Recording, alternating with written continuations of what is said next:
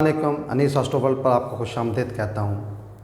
अपने सिखाने के सिलसिले में एस्ट्रोलॉजी जिनको शौक़ है, जो मेरा प्रोग्राम देखते हैं, मैंने एरीज़ असेंडेंट से लेकर लिब्रा असेंडेंट तक आपके ये जो 7 जो बुर्ज हैं या राशियाँ हैं या ज़ोडिक हाउसेस हैं, उनकी कुंडलियाँ, उनके जायचे, उनके चार्ट्स मैंने बताएं आपको, सिखाएं आपको। आज इस सिखाने के सिलसिले में आगे बढ़ते हुए हम बुर्ज अकरब का जायचा, स्कॉर्पियो असेंडेंट या वृश्चिक लगन की राशि, इसके बारे में बताएंगे। ये लगन में 8 लिखा हुआ है और 8 या 8वां बुर्ज या 8वां zodiac house, 8th zodiac house या 8वीं राशि, इसका लॉर्ड मंगल, मरीख या मार्स।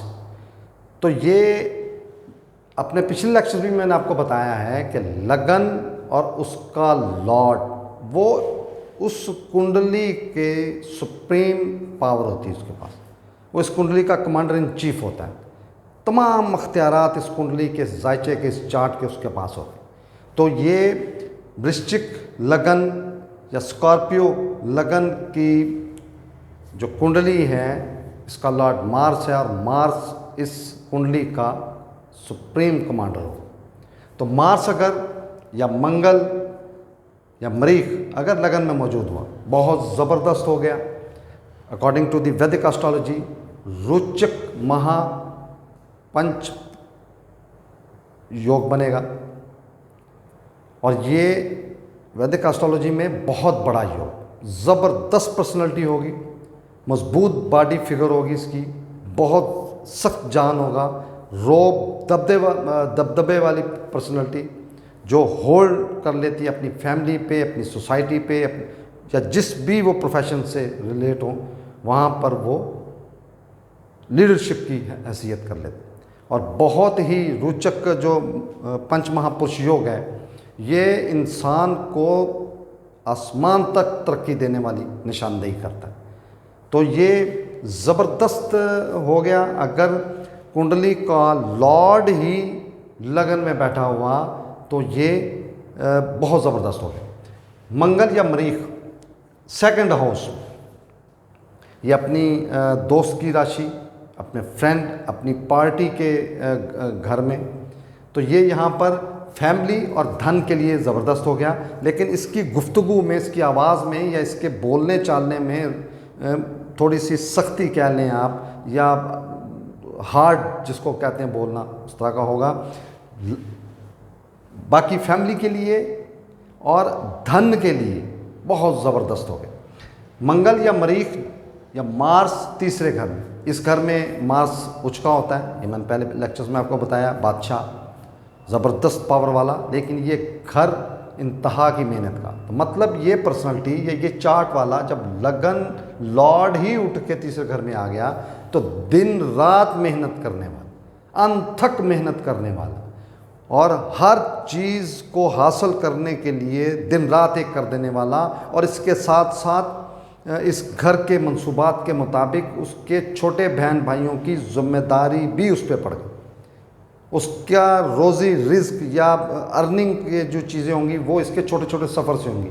ये छोटे छोटे सफ़र बहुत ज़्यादा करेगा, बहुत मेहनत करने वाली पर्सनालिटी होगी। चौथे घर में लॉर्ड मंगल या मार्स या मरीख, ये सुख का घर, वालदा का घर, ज़ाती सवारी, ज़ाती रिहाइश, बहुत आउट क्लास हो गया। चौथा घर है, लॉर्ड उठ के चौथे घर में आ गया, नेटिव लैंड में आ गया। तो इस कुंडली वाले के लिए, इस जायचे वाले के लिए बहुत आउट क्लास प्रेडिक्शन होती है। यह अपनी ज़िंदगी में तमाम सुख, तमाम आसाइशें, तमाम जो जो इसकी ख्वाहिश होती है वो पूरी होती है। माँ के साथ बहुत ज़बरदस्त इसका रिलेशन होता है। यह ज़िंदगी में पूरा सुख हासिल करने वाली पर्सन। मंगल, मार्स या मरीख 5वें घर में, एक मरतबा फिर अपने दोस्त के, अपने फ्रेंड के घर में, और ये त्रिकोण का दूसरा घर है। औलाद के लिए बहुत ज़बरदस्त, एजुकेशन के लिए बहुत ज़बरदस्त, लव रोमांस में कामयाब होने वाला, ये यहाँ से अपनी डिज़ायर्स, अपनी ख्वाहिशात पूरी करने वाला, बैरून मुल्क सफ़र करने वाला ज़बरदस्त क्वालिटीज़ पाई जाएगी इसमें, और ये निशानदेही ये चार्ट कर रहा है इस चीज़। छठे घर में अपना ही घर, इसका मूल त्रिकोण राशि बहुत नाकस हो गया।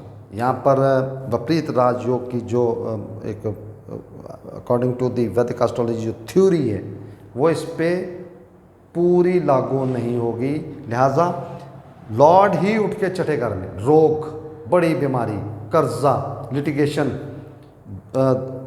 दुश्मनों में या मुखालफीन में फंसा रहने वाली पर्सनालिटी, जॉब और मुलाजमत में भी ये ज़्यादा बहुत लो स्टैंडर्ड से बहुत कम दर्जे पर जाने वाला, और अगर अच्छे दर्जे पे पहुंचता भी है तो इस पे इत्मीनान नहीं किया जाता। मतलब ये घर नाकस होने की वजह से रिज़ल्ट नाकस हो।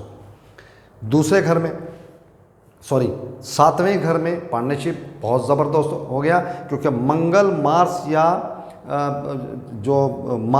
वो अपना मरीख हैं वो सातवें घर से डायरेक्ट लगन को, अपने घर को देख रहे हैं। पार्टनरशिप ज़बरदस्त, मियाँ बीवी बहुत खूबसूरत, बहुत आपस में अंडरस्टैंडिंग वाले, ज़बरदस्त, और एक दूसरे का ध्यान रखने वाले। पार्टनरशिप बहुत ज़बरदस्त होगी, डेली वेजेस बहुत ज़बरदस्त होंगे। आठवें घर में मंगल, मार्स, मरीख, ये कुंडली का, जायचे का सबसे नाकस तरीन घर। यहाँ पर एक मरतबा फिर मंगल इंतहाई नाकस पोजीशन में आ गया। यहाँ पर मैं एक और चीज़ बता दूँ कि नाकस घरों में आने से या कमज़ोर घरों में आने से स्टार कभी भी कमज़ोर नहीं होता। अगर वो अच्छी पोजीशन में है तो उसके रिज़ल्ट अच्छे हो जाएंगे, उस घर के मंसूबात अच्छे हो जाएंगे। और अगर नाकस घरों में है तो वो तो पावर में उस घर के मंसूबात, जो नेगेटिविटी होती है उस घर की, उसको बढ़ा देता है। स्टार कभी भी उसकी पोजीशन की वजह से उसकी ताकत में कभी भी कमी नहीं आती। एक चीज़ और यहाँ पे वाज़िया कर दूँ आपको, मैं पिछले लेक्चर में बता चुका हूँ कि स्टार्स की जो डिग्री है, जो उसके अंश या उसकी जो आप कह लें कि दर्जात हैं उसके ऊपर उसकी ताकत मुनहसर होती है। अगर 0 डिग्री पे हुआ, 1 डिग्री पे हुआ तो वो कुछ भी करने जोगा नहीं। अगर वो अस्त हुआ, अस्त मतलब ग्रूब हुआ, बस्ट हुआ, तब भी कुछ करने जोगा नहीं है। और अगर इसकी डिग्री 28, 29, 30 हुई तब भी कुछ करने जोगा नहीं, चाहे वो अच्छे घरों में हो चाहे नाकस घरों में, उसका कोई फ़ायदा नहीं होगा। ना वो नुकसान करने जोगा, ना वो फ़ायदा करने जोगा। ये मैं बार बार इस चीज़ को रिपीट करता हूँ कि एक खाली अच्छे घर में बैठे हुए स्टार को देख के वो अच्छा नहीं होता जब तक उसकी डिग्री कंपेयर ना कर लें आप। डिग्री कंपेयर करने पर उसकी प्रेडिक्शन, उसकी डिग्री, उसकी ताकत के मुताबिक जो है ना उसके इम्कानात नज़र आते हैं।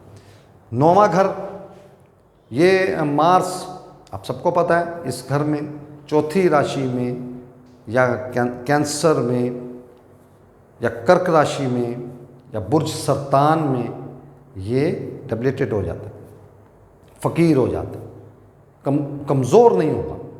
उसके मंसूबात जो हैं वो इंतहाई नाकस, उसमें ताकत बढ़ा देगा। और यहाँ पे फ़कीर हालत में जब मुकद्दर में बैठ गया तो आप खुद इसका रिज़ल्ट निकाल सकते हैं कि उस मुकद्दर को ही लेके बैठ गया। वालिद साहब के साथ कभी भी नहीं बनेगी उसकी। अपने मज़हब से दूर रहने वाला, अपने मज़हब से बहुत दूर रहने वाला, बाज़ औक़ात ये मज़हब चेंज कर जाने वाली पर्सनालिटी होती है। 10वें घर में फिर अपने दोस्त के घर में, प्रोफेशन का घर, 10वां घर।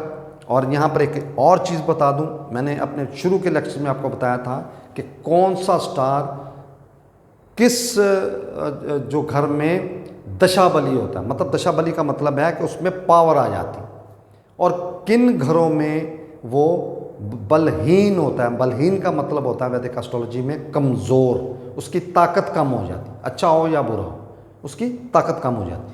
तो सूरज और मंगल या मरीख या मार्स जब भी 10वें घर में साउथ पोजीशन में, ईस्ट, वेस्ट, नॉर्थ, साउथ, ये मैंने ऑलरेडी आपको बताया है, साउथ पोजीशन में जब भी यानी कि कुंडली के 10वें घर में सूरज और मंगल या मरीख जब भी आएंगे वो दशा बली हो जाएंगे। एक वो योगकारक गिरा और दूसरा उसकी ताकत में इजाफा। तो ये 10वें घर में, प्रोफेशन के घर में, कर्म के घर में मजबूत तरीन पोजीशन में आ गए। ये डबल रिजल्ट देने वाला होगा। और यहाँ से जब चौथी नज़र पर्सनैलिटी को देगा तो ज़बरदस्त पर्सनैलिटी वाला बंदा होगा और लगन ही उठ के प्रोफेशन में आ गया। तो इसका मतलब है कि ये अकॉर्डिंग टू द वैदिक एस्ट्रोलॉजी राजयोग बन गया। धन योग भी कहते हैं इसको, राजयोग भी कहते हैं, रिचेस्ट एंड फेमस, हर तरह से फ़ायदेमंद। और यहाँ से जब चौथे घर को देखेगा, सुख, वालदा के साथ अपनी वालदा के साथ इंतहाई अटैच, अपनी ज़िंदगी में पूरा सुख हासिल करने वाला। इसी तरह जब 11वें घर में मंगल, ये अपने एनिमीज़ के घर में लेकिन योग कारक है, 11वां घर है, लाभ का घर है, ख्वाहिशात पूरी होने का, फुलफिलमेंट ऑफ डिज़ायर्स का, बड़े बहन भाइयों का, छोटी छोटी बीमारियों का। और ये यहाँ पर बैठकर जब 7वीं नज़र से 5वें घर को देखा, औलाद के लिए ज़बरदस्त, अनसर्टन गेन्स, लॉटरी का लग जाना, अचानक से दौलत आना, अचानक से ख्वाहिश पूरी होना, ऐसी पावरफुल पोजीशन में मार्स, लगन, लग्नेश, इस कुंडली का लग्नेश, इसकी भी डेफिनेशन मैंने आपको दी हुई है। जब 11वें घर में होगा आउट क्लास रिजल्ट देने वाला स्टार या गिरा बन जाए। 12वें घर में इंतहाई नाकस हो गया। 7वां घर, ये यहाँ पर इसकी पोजीशन के मुताबिक फजूल अखराजात बढ़ गए, फजूल के सफ़र बढ़ गए, इस पे अल्ज़ामात लगने का इम्कानात, हॉस्पिटल एडमिट होना या हॉस्पिटल के अखराजात, कोई ऐसी बीमारी कि बार बार हॉस्पिटल आना जाना, उसके अखराज बढ़ने के इम्कानात, खुदा न खास्ता अल्ज़ामात या तोहमत के सिलसिले में इनको जेल जाने तक की भी नौबत आ सकती। तो आज मैंने वृश्चिक लगन की कुंडली, बुर्ज अकरब का जायचा या स्कॉर्पियो असेंडेंट में लग्नेश या लॉर्ड या कुंडली का मालिक, उसके तमाम घरों में क्या क्या रिज़ल्ट होते हैं, कम से कम वक्त में ज़्यादा से ज़्यादा बताने की कोशिश। इजाज़त चाहूँगा। बहुत शुक्रिया। अस्सलाम वालेकुम।